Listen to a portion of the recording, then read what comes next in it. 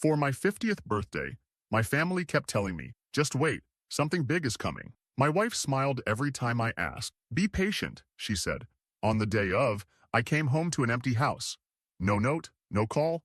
Hours later, I saw a photo on social media. My wife, my kids, my in-laws, all at a beach resort. My son wrote, "He won't even notice we're gone, LOL." I didn't comment, I didn't call, I just watched. 3 days later, my WhatsApp was flooded with 47 desperate messages begging me. I am at 3:27 a.m. sitting in my empty house scrolling through vacation photos of my family, a vacation I wasn't invited to, on my 50th birthday. 25 years of marriage, 2 kids I thought I raised right, and this is what it amounts to. Forgotten, or worse, deliberately left behind. Let me back up.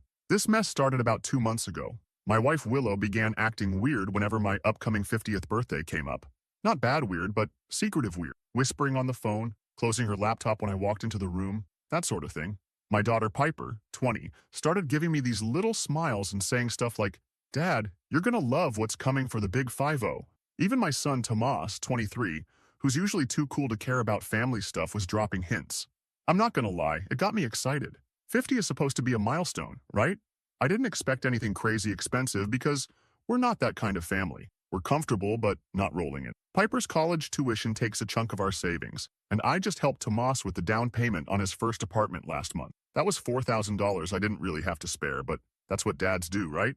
All the secrecy had me thinking maybe they were planning a surprise party. Willow kept telling me to be patient whenever I tried to fish for details. My father-in-law, Otis, even called me out of the blue last week, something he never does unless he needs something fixed at his house, just to ask what day I was taking off for my birthday. I told him I had requested the actual day, this past Tuesday, except I didn't get the day off. At 6:15 a.m. on my birthday, my boss called asking if I could come in because we had an emergency at the Riverside project. Someone had to be there, and guess who that someone always is? I called Willow from the car to tell her I'd be late, but would definitely be home by dinner. She sounded strange on the phone. Distracted. Just said, "That works out fine," and hung up quick. I spent my birthday dealing with a water main break and equipment problems. No one at work even knew it was my birthday. I didn't mention it because I'm not that guy, and honestly, I was looking forward to whatever was waiting at home. I even stopped and bought a bottle of the good whiskey on the way back. Figured I deserved at least that much. At 5:53 p.m., I pulled into my driveway. No extra cars parked outside, so much for the surprise party. House was completely dark. Weird, but not alarming. Maybe they were hiding? The house was empty. No decorations, no cake, no wife, no kids, no note on the counter explaining where everyone was. I checked my phone. No messages. Called Willow. Straight to voicemail. Called Tomas, same thing. Texted Piper. Nothing. By 7:30 p.m., I was sitting alone at my kitchen table staring at that unopened whiskey bottle, wondering if there had been an accident or something. Called the local hospital. Nothing. Called Willow's sister, Lindsay. No answer. At 8:14 p.m., still alone on my birthday, I opened my whiskey and poured a glass. That's when I decided to check Instagram. I don't post much, just follow the kids to see what they're up to sometimes. And there it was, posted 3 hours earlier. A photo of my entire family, Willow, Tomas, Piper, Otis, and his wife Kinsley, and Lindsay, all smiling on a white sand beach, cocktails in hand, at some fancy resort. Tomas had captioned it, "Family vacation mode activated. He won't even notice we're gone, LOL. He won't even notice." The comments were worse. Willow replied with a laughing emoji, and so true. Lindsay added something about workaholic husbands not appreciating the finer things. Piper at least hadn't commented, but she was there in the photos, sunglasses on, looking like she was having the time of her life. I sat there for I don't know how long, just scrolling through more photos they'd posted. Group dinners, jet ski rentals, selfies by the pool, all time-stamped and geotagged to a resort I'd never even heard of, starting 2 days earlier. Remember that Alanis Morissette song about irony? Well, it's fucking ironic that for years I've felt guilty about working too much, missing school events sometimes, being tired on weekends, all to provide for these people. Piper's college fund that I've been putting $500 into every month since she was born. Tomas's apartment down payment that meant I couldn't replace my 10-year-old truck this year. The mortgage I've never missed a payment on. The vacations I couldn't afford to take because someone always needed something more important. I don't know what kicked in, shock, rage, or some weird sense of calm, but I didn't call them, didn't text, didn't comment on the photos, just poured another whiskey and started thinking. Thinking hard. First thing I did was check our bank accounts. Sure enough, $4,000 had been withdrawn from our joint savings account last Friday. Exactly the same amount I'd given Tomas for his apartment. Coincidence? I don't fucking think so. I scrolled back through older social media posts and found Otis had been making comments about a special family trip for weeks. So this wasn't spontaneous. This was planned. Planned without me. Planned around me. Planned despite my birthday. By midnight, I'd gone from hurt to pissed to ice-cold calculation. I opened my laptop and started documenting everything. Screenshots of the posts, bank statements, a timeline of the lies they'd told me about my birthday surprise. See, here's something people forget about the quiet, reliable guy who just keeps showing up. We notice things. We remember things. And when we've finally had enough, we know exactly where all the bodies are buried. I spent my birthday night making a complete accounting of our finances. 25 years of marriage laid out in Excel spreadsheets. Who paid for what? Who contributed what? Who sacrificed what? The numbers told a story they wouldn't like. Around 2 a.m., I found something else. A credit card statement in Willow's email. Yeah, we share passwords, or used to anyway, for a card I didn't know existed. $13,000 in debt built up over the last 3 years. Designer clothes, spa days, lunches with Lindsay that somehow cost $200 each, and recent charges from the resort they were staying at, almost $6,000 so far. I'm not a guy who usually cries, but I'll admit I felt that pressure behind my eyes. Not sad tears, angry ones. Wondering how I could be so fucking invisible to the people I've given everything to. Morning came, and still no messages asking if I was okay. No happy birthday texts, nothing. Just more beach photos and a video of Tomas doing karaoke with Otis. The tagline? Dad would hate this LOL. I showered, went to work, came home, checked social media again. Day 2 of their vacation was in full swing. Comments from Willow's friends asking how the resort was. Her reply? Heaven. So nice to get away from real life for a while. Real life. That's me. I'm real life. The thing she needed to get away from. I poured another whiskey and made some decisions. First, I called my bank at 9 a.m. sharp on day 2 and rerouted my upcoming paycheck to a new account they set up for me. Second, I called my buddy Cody, who went through a divorce last year, and asked for his lawyer's number. Third, I started moving Willow's things to the guest bedroom. I wasn't being hasty. I was being methodical.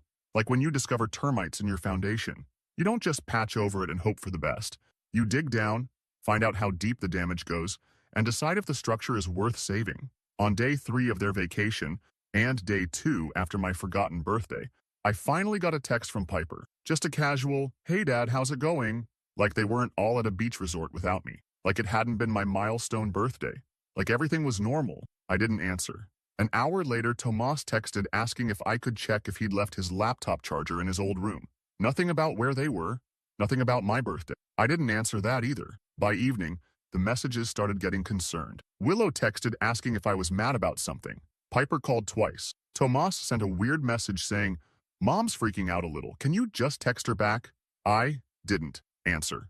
Instead, I posted my first Instagram photo in months. Just me, at home, with a birthday cake I'd bought myself from the grocery store. No caption, no tags, just a date stamp. That's when the dam broke. At exactly 9:44 p.m. on day 3 of them being gone, my WhatsApp started blowing up. Message after message. Willow in full panic mode. Tomas actually showing concern for once. Piper sending voice messages that got increasingly tearful. By midnight, I counted 47 messages across all platforms. Texts, WhatsApp, Instagram DMs, even emails. The last one from Willow just said, "We're coming home tomorrow. Please be there. We need to talk." Oh, we'll talk all right. But first, I needed to make one more stop. To pick up new locks for the doors. Because some lessons about taking people for granted need to be carved in stone, not written in sand. Update 1. First, thanks for all the support on my last post. Didn't expect thousands of comments. Some of you called me a doormat. Others said I should burn everything to the ground. Appreciate the fire, but I'm more of a slow burn guy. Always have been. So, the 47 messages. Message number 1 came at 9:44 p.m. exactly, 3 days into their beach vacation. Just a simple, "Norman, are you there?" from Willow. By message number 47 at 3:28 a.m., she'd graduated to, "Please just answer me, I'm freaking out. I've been married 25 years. Never once in all that time have I deliberately ignored my wife when she needed me. Never once have I shut her out when she was worried. Even during our worst fights, I always picked up the phone. But there's a first time for everything. I didn't sleep that night. Just sat on our back deck watching those messages pour in while scrolling through their Instagram feed. The contrasts were something else. Willow typing, "Norman, please, I'm worried," while her profile showed her grinning at a beachfront restaurant just 2 hours earlier. Tomas asking if I was okay while tagging himself at a jet ski rental. Piper sending tearful voice messages from a poolside cabana. Around 5 a.m., I made coffee and started methodically documenting everything. Screenshots of social media, bank statements, text threads. I printed it all out and organized it in a folder. Sounds crazy, but it helped me think. The new deadbolt and doorknob set sat on the kitchen counter, still in the packaging. I wasn't sure yet if I'd install them. That felt like a line I might not be able to uncross. At 7:15 a.m., the first call from Otis came through. I let it go to voicemail. He left a 2-minute message that started concerned and ended with him saying I was behaving like a child. Classic Otis. Always thought I wasn't good enough for his daughter. Always made little comments about my modest house or reliable car. Code for, "You're not as successful as I wanted for Willow." I went to work like normal. Did my job. Came home. The messages kept coming. Tomas. Dad, seriously, this isn't funny anymore. Mom is having a meltdown. Piper. Daddy, please. Just text back so we know you're alive. Willow. Norman. I've called the neighbors and they say your truck is there. Why aren't you answering? Lindsay. Hey Norman, everyone's worried about you. Whatever you're upset about, this isn't the way to handle it. Grow up. That last one from Lindsay almost made me break my silence. Almost. But I remembered her comment about workaholic husband and kept quiet. I spent that evening setting up my financial firewall, called the credit card companies, and removed Willow as an authorized user on my 2 main cards, logged into our mortgage account and made sure the next payment, due in 3 days, would come from my new separate account, changed my direct deposit information at work. Then I did something that even surprised me. I made a spreadsheet breaking down our household expenses with cold, hard percentages. Who paid for what? Who contributed what? For the last 10 years. The numbers told a story Willow wouldn't like. 82% of our joint expenses came from my income. 94% of our retirement savings came from me. 100% of the kids' college funds came from me. What did Willow contribute? Looking at our joint account history, most of her deposits went back out immediately for hair appointment, lunches with Lindsay, clothes, and what she called household necessities that somehow always included expensive candles and throw pillows nobody was allowed to actually throw. Does that sound bitter? Yeah, maybe it is. But 25 years of feeling vaguely guilty for working too much hits different when you realize it was your work funding their fun. Around midnight, I found a text thread between Willow and Lindsay from 2 weeks earlier. Willow. Should we even tell Norman about the trip? Lindsay. Why bother? He'll just complain about the cost. Willow. True LOL. It's not like he ever pays attention to anything but work anyway. Lindsay. He probably won't notice until the weekend. Willow. If that soon. That was the moment something inside me hardened. I'd been holding on to a tiny hope that maybe, there was some massive misunderstanding. That text killed it. By day 4 of their vacation, the messages had a new tone. Anger. Tomas? Dad, WTF. Mom's been crying all night. What is your problem? Willow. I don't know what game you're playing, but this is cruel, Norman. Otis. Norman, you're proving exactly what I've always thought about you. Selfish and immature. Day 5 brought panic as they realized I was still radio silent. Willow. We're cutting the vacation short. Coming home tomorrow. Please be there. Piper. Dad, I'm scared something happened to you. Tomas, if you're doing this on purpose, it's seriously fucked up. I still didn't respond, but I did start making preparations for their return. Moved Willow's clothes and personal items to the guest room, changed the Wi-Fi password, installed a passcode, lock on my computer. Small things that sent a message. You can't pretend nothing happened. That night I received a particularly revealing voice message from Piper. She was crying, voice all choked up, saying she was sorry about my birthday, that she'd wanted to call me but Grandma Kinsley said it would ruin the surprise they were planning, that she felt weird about the trip but everyone made her feel like she was overreacting, that Otis had paid for most of it as a family bonding experience. I nearly called her back. Nearly. But then I remembered her in those beach photos, smiling without a care in the world, not looking bothered at all. 20-year-olds are adults who make their own choices. The morning they were due to return, I finally installed the new deadbolt, not to lock them out permanently. I'm not that petty. But to make a point. They'd need to ring the doorbell, to face me, to acknowledge what they'd done before walking back into our home like nothing happened. I took the day off work and waited. At 2:47 p.m., I got a text from Willow saying their flight had landed. At 4:32 p.m., I heard their Uber pulling into the driveway. Multiple voices, luggage wheels on concrete. Then silence, which I'm guessing was the moment they realized their keys didn't work anymore. The doorbell rang. I took my time answering it. When I did, I found a tableau of sunburned, exhausted faces trying to manufacture casual smiles. Willow clutching a gift bag that definitely hadn't been packed in their original luggage. Tomas looking everywhere but at me. Piper on the verge of tears. Otis and Kinsley standing behind them with matching expressions of disapproval. I just stood there filling the doorway, silent. Willow tried first, started with how worried they'd been, how they'd called hospitals, how they'd cut their trip short because they were so concerned. Then pivoted to how the trip had been planned as a pre-birthday celebration. But things had gotten complicated, and they were going to surprise me when they got back with a special dinner. I didn't say a word, just pulled out my phone, opened Instagram, and held up the screen with Tomas's post. He won't even notice we're gone, LOL. The silence that followed was something special. Tomas stared at his shoes. Piper started actually crying. Willow tried to grab my phone, which I easily moved away. Otis stepped forward saying this was ridiculous. They needed to come inside and talk like adults. I finally spoke, told Otis he wasn't welcome in my house today, that he could drop the luggage and leave. The look on his face, like he'd been slapped. For probably the first time in his life, someone had told him no, told him to leave. The great Otis, used to everyone dancing to his tune, stood there sputtering on my doorstep while I stared him down. Kinsley tried to diffuse things, saying they were all tired from traveling. Maybe they could talk tomorrow. I said tomorrow worked for them, but not for Otis. Ever. After they left, I let Willow, Tomas, and Piper in. The house felt different with them in it. Smaller, tense. Willow noticed her things missing from our bedroom immediately and demanded to know what I'd done. That's when I brought out my folder, the screenshots, the bank statement, the expense breakdown, laid it all out on the kitchen table and told them I had just one question. When exactly did I become so worthless to this family? Willow tried to turn it around, said I was being dramatic, that it was just a vacation, that they'd planned to celebrate my birthday when they got back. I showed her the text thread with Lindsay. Her face went white. Tomas tried to downplay his Instagram caption, said it was just a joke, that everyone exaggerates on social media. I showed him his own comments from the past year. All the little digs about me being absent, being boring, being typical dad. His excuses dried up. Piper just cried. But even through the tears, she let slip that the trip had been planned for months, that it was originally supposed to include me. But Otis had convinced Willow it could be a family reset without my negative energy bringing everyone down. By 7 p.m., we'd reached the heart of it, the ugly truth nobody wanted to say out loud. They'd created a narrative about me.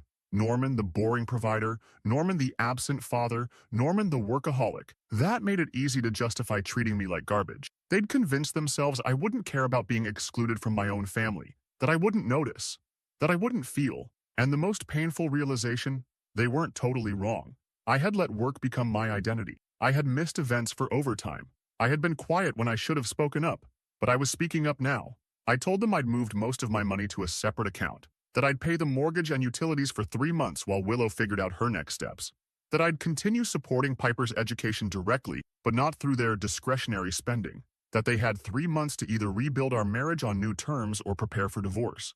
Tomas stormed out, saying I was being unfair. Piper went to her room in tears. Willow just sat at the table, staring at the stack of evidence I'd compiled, looking like someone had just told her Santa wasn't real. Around midnight, my phone pinged with one final message, from Willow. I never meant for any of this to happen. The trip was supposed to be your gift, some time alone to relax. We were going to surprise you with something special when we got back. I don't know how things got so twisted. I read it 3 times. Each time, my reaction was the same, pure disbelief. Even now, even after everything, she was still spinning still rewriting reality. I typed out my response carefully. I have the receipts, Willow. All 47 of them. Plus about 100 more you don't even know about yet. The time for lies is over. Then I turned off my phone and went to sleep in my own bed for the first time in days. Alone, but not lonely. There's a difference. Tomorrow would bring hard conversations and harder decisions. But for the first time in 25 years, those decisions would be on my terms. Finally, update. First morning after the confrontation, I woke up at 4:17 a.m. to the sound of someone crying. Muffled, but definitely coming from inside the house. Took me a minute to realize it was Willow in the guest room. Weird thing? I felt nothing. Not satisfaction, not guilt, just nothing. For those asking for updates, it's been 2 weeks since my family returned from their beach getaway.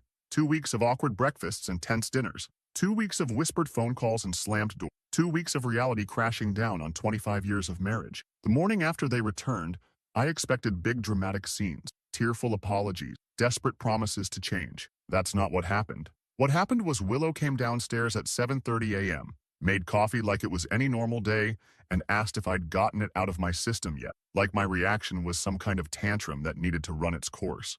I just looked at her for a long moment, then slid my phone across the counter with the screenshots still open. The ones where she and Lindsay discussed whether I'd even noticed they were gone. The ones where she laughed at Tomas's caption. She stared at them like she was seeing them for the first time. Then tried a new angle. Said her phone must have been hacked. That she never wrote those things. That someone must have used her account. At 7:43 a.m. exactly, I realized my wife of 25 years would rather invent an elaborate conspiracy theory than admit she'd been callous and cruel. That's when I handed her the printed bank statement, highlighted every withdrawal from our joint account for the trip, showed her the credit card statements from her secret card, laid out how I'd supported this family for decades while she'd built up $13,000 in hidden debt. You want to know the craziest part? She didn't even seem that concerned about the money, just kept saying Otis would help her pay it off, that I was being petty, focusing on dollars and cents when the real issue was my workaholism. Isn't that some shit? I'm the bad guy for working 60-hour weeks to pay for everything, including her shopping habit. The kids were a different story. Tomas showed up around noon that first day, hungover and defensive. Started in about how I was overreacting, how it was just a stupid social media post, how I was being toxic by making such a big deal about everything. So I showed him my social media feed, the comments from his friends, the ones saying stuff like, LOL, your dad sounds like my dad, total boomer energy, and bro, just tell him you're busy when he tries to hang. That's what I do. I asked him what kind of man mocks his father online to look cool to his friends. What kind of son takes $4,000 for an apartment down payment, then spends the same amount partying at a beach resort 2 weeks later? He didn't have good answers, just mumbled something about how I don't understand how social media works. And left. Hasn't been back in 5 days. Piper was different. She actually apologized, said she felt pressured by Kinsley and Otis to go along with the trip, said she'd wanted to call me on my birthday, but Willow told her I was probably too busy anyway. I believe her. Mostly. But I also saw her in those beach photos, grinning at sunset cocktail hours that she's not even legally old enough to attend. Not exactly looking tortured by guilt. So yes, I'm still paying for her tuition. But directly to the school now, not through the joint account where money mysteriously vanishes. Around day 3 after their return, things escalated. Otis showed up unannounced at 6:15 p.m., right as I was microwaving leftovers. Walked in without knocking because Willow had given him the new door code. Started in immediately about how I was being unreasonable, how I was destroying this family over a misunderstanding. I didn't yell, didn't throw him out, just calmly asked him how much the resort cost. He puffed up, said that wasn't the point. I asked again, exactly how much did you spend taking my family on vacation without me? That's when he dropped the bombshell. $8,600 for 5 people, for 5 days. Do the math. That's over $300 per person, per day. I've never spent that much on any vacation in my life. Our family trips were always budget-friendly, camping, road trips, the occasional weekend at a basic hotel with a pool for the kids. I asked Otis if he knew how much I had in Piper's college fund. He didn't answer. I told him anyway. $25,000, scraped together $500 at a time over years. Money that could have gone toward vacations or a better car or home improvements. But I chose her future instead. Then I asked him how much he'd contributed to his granddaughter's education. His face went red, started sputtering about how that wasn't the point, how he'd created opportunities for Willow and the kids in other ways. Opportunities like teaching them it's okay to exclude the person who pays for their lives. Opportunities like showing them that loyalty and respect matter less than beaches and cocktails. I told him he had 30 seconds to leave my house before I called the police to report trespassing. He left at 6:27 p.m. Haven't heard from him directly since. Willow lost it after that. Called me cruel for speaking to her father that way. Said I was jealous of him. Said the real reason I was upset was because I could never provide the kind of experiences for my family that he could. And you know what? There might be a grain of truth in that. I've never had Otis money, never will. But I've had Otis time. 25 years of it. Time I spent working to build something for us while he was off enjoying early retirement on inherited wealth. By the end of the first week, the battle lines were drawn. Willow moved in with Lindsay, temporarily. Tomas stopped answering my texts completely. Piper started coming around more often, usually when Willow wasn't there. The family split into factions. Willow's siblings and parents rallied around her, posting vague supportive messages on social media about standing by family during hard times. My sister, who lives 3 states away, sent me a care package with whiskey and a note, saying she always thought Willow was kind of a princess. Then the financial reality hit. 10 days after returning from the trip, Willow called in a panic because her credit card was declined at some boutique. I'd removed her as an authorized user on all my accounts. She wanted to know if I was going to keep punishing her by withholding money. I explained, calmly, like talking to a child, that I wasn't withholding anything. I was simply separating our finances. Her income was still hers. My income was now mine. The joint account had exactly 3 months of mortgage payments and utility money in it. After that, we'd either have new arrangements or separate lives. That's when she started crying. Real tears this time. Not about our marriage or my feelings or the family being torn apart. About money. At 11:43 p.m. that night, I got a text from Otis. Just 4 words. Let's discuss a settlement. I didn't answer. There was nothing to settle yet. No divorce papers filed. No lawyers officially retained, though I'd had 3 consultations. Just a family in freefall, finally facing gravity after years of pretending they could float above reality on my dime. 2 weeks into this new normal, something unexpected happened. Tomas showed up at the house at 8:30 a.m. on a Tuesday, unshowered, eyes red, looking like he'd been up all night. He wasn't there to apologize exactly, more like he'd finally done some math of his own. His new apartment, the one I helped with the down payment? Turns out the monthly costs were more than he'd calculated. Utilities, internet, groceries, all the little things that magically appeared at home but cost actual money in the real world. He'd blown through his savings already. The vacation had cost him more than expected too.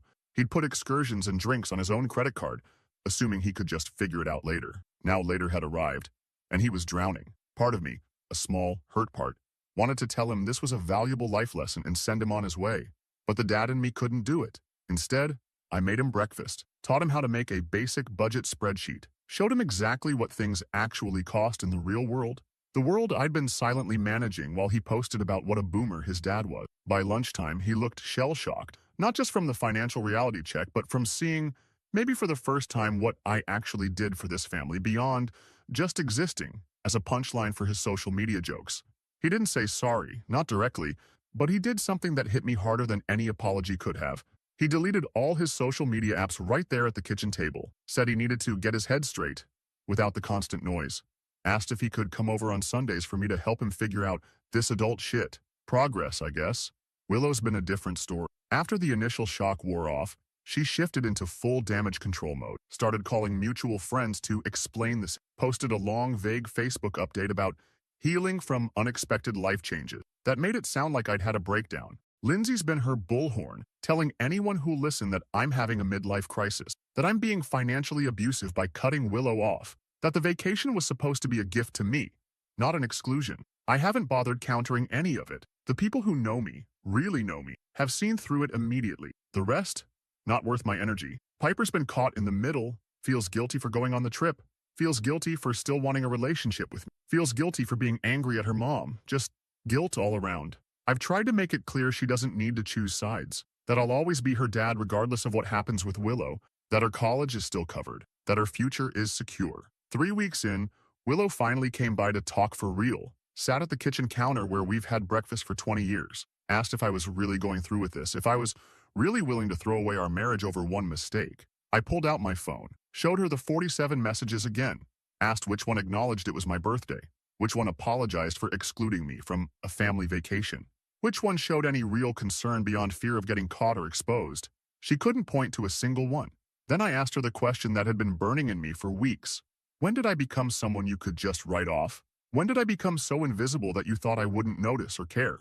What she said next changed everything. She said it wasn't sudden, that for years, maybe a decade, she'd felt like we were living parallel lives, that she'd tried to connect, but I was always working, always tired, always focused on providing rather than being present, that eventually she just adapted, built a life that didn't require my active participation. And you know what? That hit hard, because there's some truth there. I have prioritized providing over being present sometimes. I have missed events for work. I have been too tired for date nights after 60-hour weeks. But I also coached Tomas's Little League games, helped Piper with science projects, mowed the lawn and fixed the leaky faucets, and kept the cars running and the roof over our heads. I showed up in all the ways I knew how, just not the ways Willow wanted, apparently. We talked for 4 hours that day. Real talk, hard talk, about expectations and resentments and the slow drift that happens when 2 people stop seeing each other clearly. At midnight, she asked if there was any chance for us, if I could forgive her for the trip, for the secret credit card, for the years of small betrayals that led to the big one. I told her I honestly didn't know. That forgiveness might be possible, but forgetting wasn't. That trust, once broken, leaves scars even when it heals. She moved the last of her things to Lindsay's the next day, said she needed time to figure out who she is without me, whatever that means. It's been 1 month now since my 50th birthday. 1 month since I came home to an empty house and discovered just how invisible I'd become to the people I thought were my world. Some days I'm angry. Some days I'm just tired. But most days I'm finding a strange new peace in being visible to myself for the first time in decades. I've started swimming at the community center 3 mornings a week. Been going to happy hour with guys from work occasionally. Even joined a hiking group that meets on Saturday. Tomas comes by every Sunday now for what he calls adulting lessons. We cook dinner together, go over his budget, talk about things that matter. Piper splits her time between Lindsay's place and mine, navigating the new family geography with as much grace as a 20-year-old can muster. Willow texts daily, alternating between nostalgic memories and practical questions about bills. I answer the practical, leave the rest on read. Yesterday, I got a letter from a divorce attorney representing her. Standard stuff. Reasonable requests actually. She's not going for the jugular financially, which surprised me. As for me, I finally changed my social media status from married to it's complicated. Because it is. Life is complicated. Families are complicated. Love and hurt and forgiveness are complicated. But one thing isn't complicated anymore. I'm not invisible. Not to my family, not to my friends, and most importantly, not to myself. And that visibility, that was worth the price of a beach vacation I never got to take.